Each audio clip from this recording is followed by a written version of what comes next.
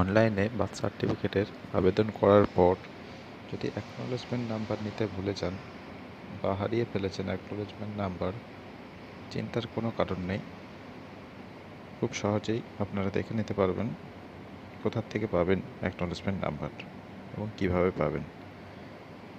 Acknowledgement number পাওয়ার জন্য প্রথমেই আপনাদের গুগলে সার্চ করতে হবে জন্ম মৃত্যু তথ্য। জন্ম মৃত্যু তথ্য দিয়ে সার্চ করবেন গুগলে, প্রথমেই দেখতে পাবেন বার্থ সার্টিফিকেট। বার্থ সার্টিফিকেটে ক্লিক করবেন। ক্লিক করার পর উপরের দিকে যে 3টে দাগ আছে সেখানে ক্লিক করতে হবে। তারপর সিটিজেন সার্ভিসে ক্লিক করতে হবে। তারপর বাথে ক্লিক করবেন। বাথে ক্লিক করার পর দেখুন নিচের দিকে আছে know your acknowledgement and certificate number, ওখানে ক্লিক করুন।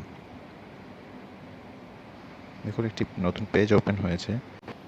ইয়ার অফ বার্থ অর্থাৎ জন্মের সালটি সিলেক্ট করবেন। তারপর আছে দেখুন মান্থ অফ বার্থ, মানে জন্মের মাসটি সিলেক্ট করবেন।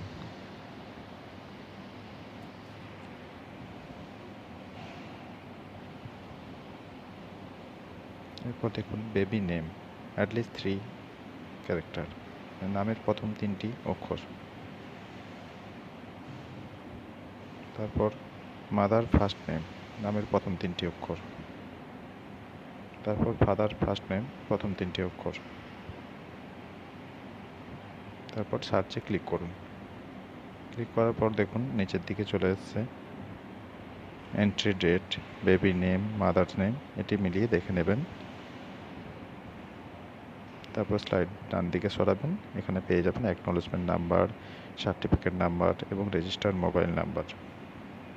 এভাবে আপনারা চেক করতে পারবেন অ্যাকনোলেজমেন্ট নাম্বার। ভিডিওটি যদি ভালো লেগে থাকে একটি লাইক করে দেবেন এবং চ্যানেলটিকে সাবস্ক্রাইব করে দেবেন।